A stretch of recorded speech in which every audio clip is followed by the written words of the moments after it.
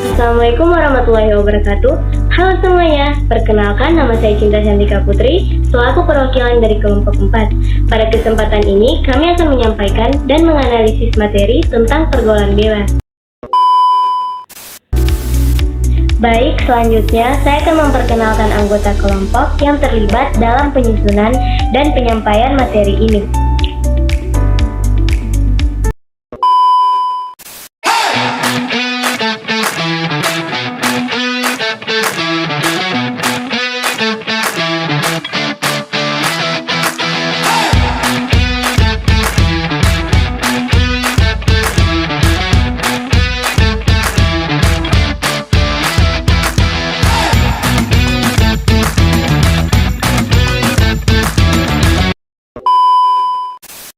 Permasalahan utama kesehatan reproduksi remaja adalah masalah perilaku. Kurangnya akses pelayanan dan kurangnya informasi yang benar dan dapat dipertanggungjawabkan. Pihak pada penanganan masalah kesehatan remaja ini seperti banyaknya kejadian kasus kehamilan remaja dan masalah kesehatan reproduksi lainnya, serta masalah kenakalan remaja. Permasalahan pergaulan bebas ini sudah merajalela baik di kalangan pelajar dengan alasan mulai dianggap sebagai anak modern, sehingga mereka rela melakukan segala sesuatu demi mencari kesenangan semata. Misalnya, yang terjadi pada desa Toineke, di mana dulu sangat menjunjung tinggi rasa malu dan menjaga perilaku agar tidak menjadi bahan pembicaraan orang-orang.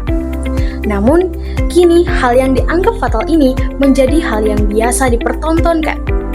Misalnya berpacaran di kalangan pelajar bukan lagi hal asing untuk kita dengar, karena kita biasa melihat dalam hal berpacaran di mana saja, entah itu berpelukan, berpegangan, berdua-duaan di tempat yang gelap, dan juga kenakalan remaja seperti merokok, minum minuman keras bisa kita temui di desa Toineke, karena miras dianggap sebagai penyambung tali silaturahmi di antara kaum laki-laki di desa tersebut.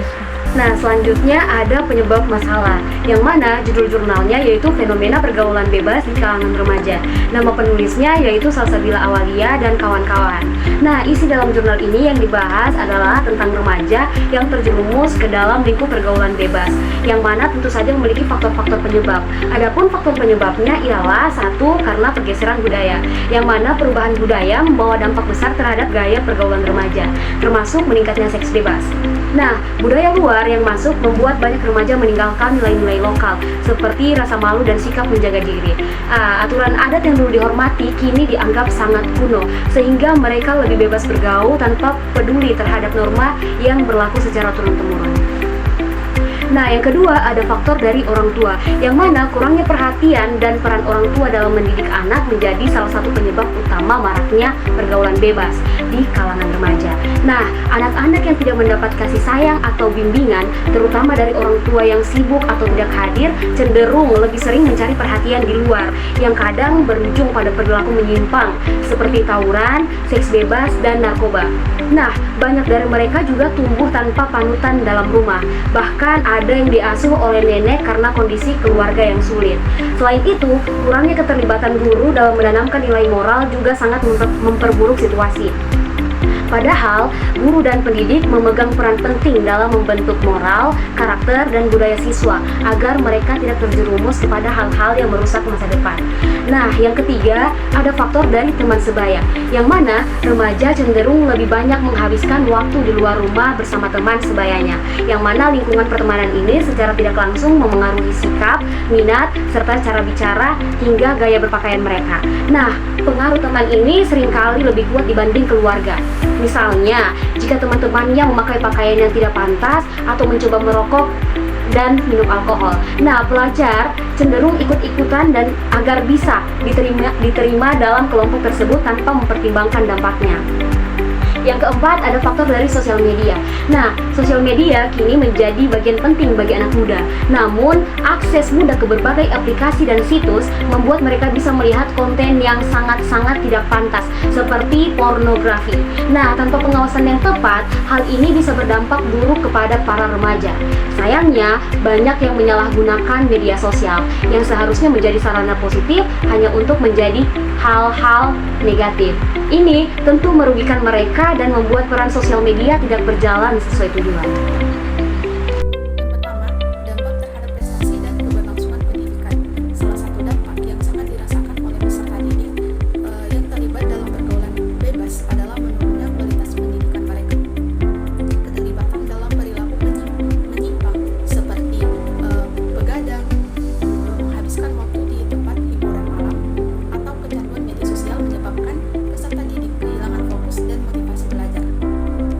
Produktivitas akademik mereka menurun secara signifikan karena waktu dan energi yang seharusnya digunakan untuk belajar malah tertuju pada aktivitas negatif.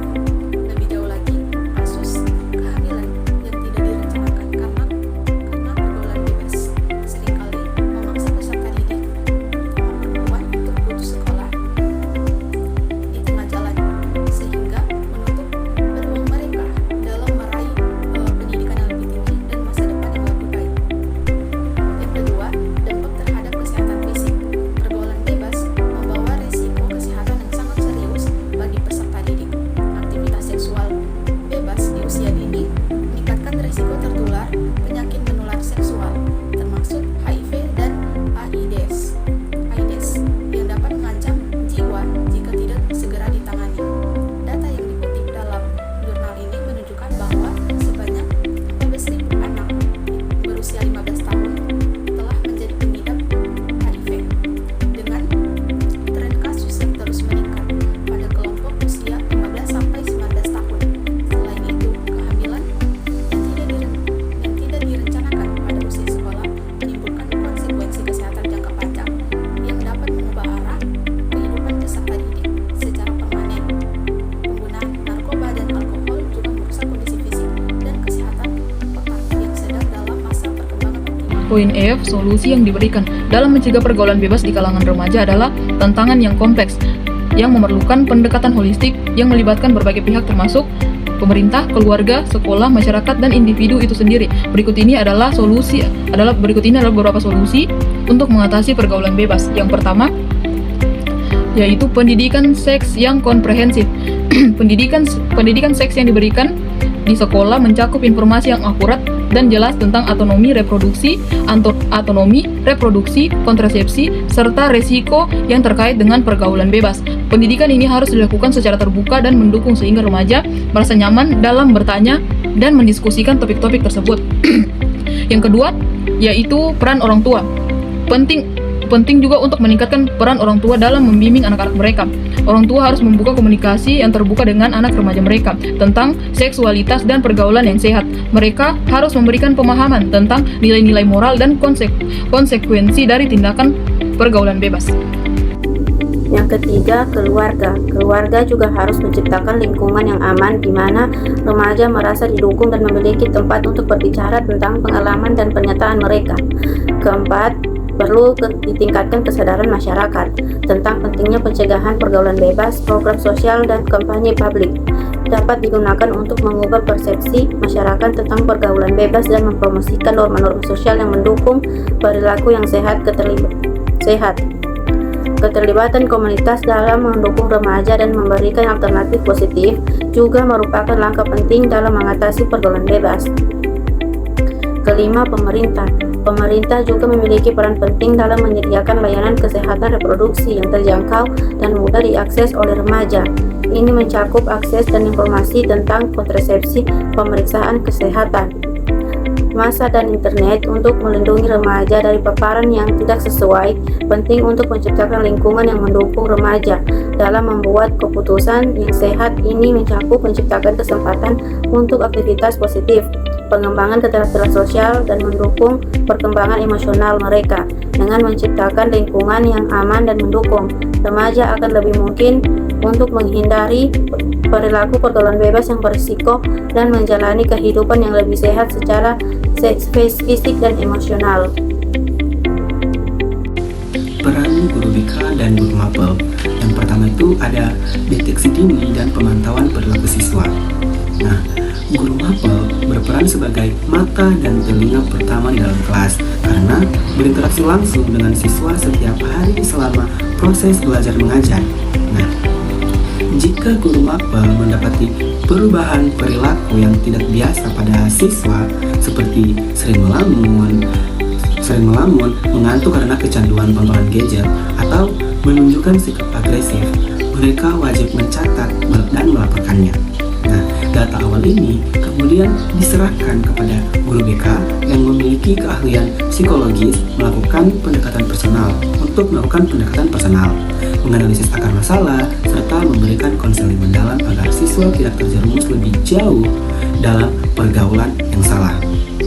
Nah, selanjutnya ada yang kedua, yaitu edukasi preventif terintegrasi melalui kurikulum. Nah, pencegahan pernikahan dini dan pergaulan bebas dapat dimaksimalkan melalui edukasi yang terintegrasi. Guru mapel, khususnya guru biologi, agama, atau PPKN, bertugas menyelipkan materi edukasi seksual yang sehat. Nah, batasan pergaulan secara norma agama atau hukum, serta dampak medis dari kehamilan usia dini dalam kegiatan pembelajaran. Sejalan dengan hal itu, guru BK memperkuat pemahaman tersebut melalui program bimbingan klasikal secara berkala. Nah, yang secara khusus membahas manajemen diri, bahaya pornografi, serta pentingnya menjaga kehormatan demi masa depan. Selanjutnya ada yang ketiga, yaitu pembinaan mental dan penanaman nilai karakter. Remaja seringkali terjebak dalam pergaulan bebas karena rapuhnya kontrol diri dan pengaruh tekanan teman sebaya. Disinilah peran guru mapel untuk selalu menyisipkan pesan moral, nilai spiritual, dan motivasi berprestasi di setiap awal atau akhir sesi pembelajaran kelas. Nah, sementara itu, guru BK berperan merancang konseling kelompok atau memfasilitasi organisasi siswa seperti PIK Remaja atau PMR. Nah, untuk menanamkan kesadaran kritis sehingga siswa mampu menolak ajakan negatif dan bijak dalam menyaring informasi atau tontonan dari media sosial. Baik, di sini saya melanjutkan materi dari teman saya. Penanganan kasus dan konseling krisis. Ketika siswa menghadapi masalah berat, contoh ketahuan menyimpan konten pornografi atau mengalami krisis moral. Pembagian tugas antara guru mata pelajaran dan guru BK. Guru mata pelajaran berperan memberikan dukungan moral di kelas. Caranya dengan tetap memperlakukan siswa secara adil, tidak memberikan cap negatif dan tidak menghakimi agar siswa tidak makin tertekan. Sementara guru BK berperan menangani masalah secara klinis dan psikologis melalui konseling individual untuk membantu siswa keluar dari masalah krisisnya. Kolaborasi dengan orang tua dan pihak eksternal. Masa depan siswa tidak hanya tanggung jawab sekolah, melainkan harus bekerja sama dengan keluarga dan pihak luar. Guru mata pelajaran berkontribusi memberikan data, perkembangan akademik, dan kedisiplinan harian siswa, misalnya saat pembagian rapor. Sementara guru BK menggunakan data dari guru mata pelajaran untuk melakukan home visit atau kunjungan rumah, atau memanggil orang tua agar memiliki pemahaman yang sama dalam memantau anak di luar sekolah. Pihak eksternal. Sekolah juga bekerja sama dengan pihak luar seperti puskesmas untuk memberikan penyuluhan kesehatan reproduksi kepada siswa. Di sini saya akan menyampaikan penjelasan mengenai kasus sosial yang terjadi di Kota Palu, khususnya yang berkaitan dengan perilaku pergaulan bebas di kalangan remaja dan mahasiswa. Yang pertama, kasus seks bebas dan peningkatan HIV di Kota Palu. Terdapat fenomena gaya hidup bebas yang mulai berkembang di kalangan remaja dan mahasiswa. Salah satu bentuknya adalah perilaku seksual di luar ikatan pernikahan, khususnya yang terjadi di lingkungan tempat tinggal seperti kos-kosan.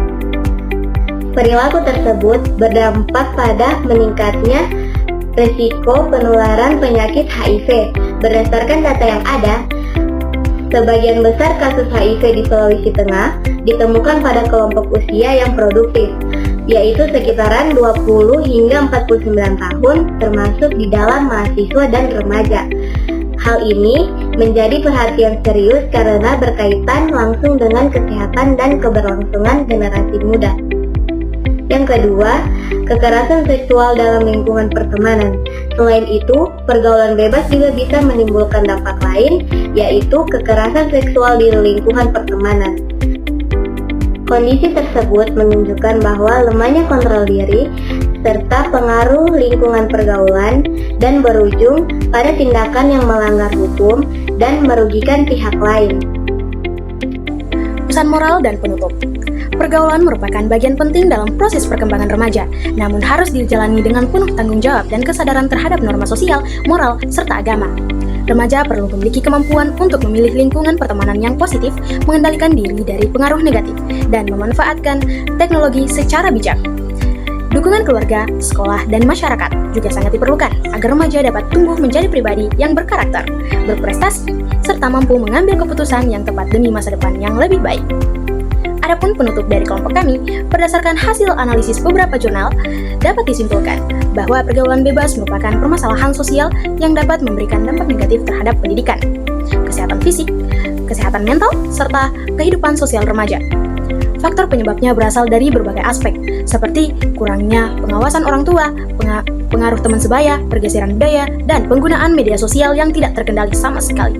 Oleh karena itu, diperlukan upaya pencegahan yang melibatkan berbagai pihak, termasuk keluarga, sekolah, masyarakat, dan pemerintah.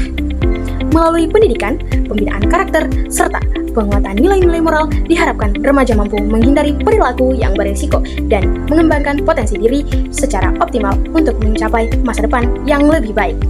Sekian, itulah pembahasan mengenai pergaulan bebas dari kelompok kami. Lebih dan kurangnya mohon dimaafkan. Wabillahi taufiq wal hidayah. Wassalamualaikum warahmatullahi wabarakatuh.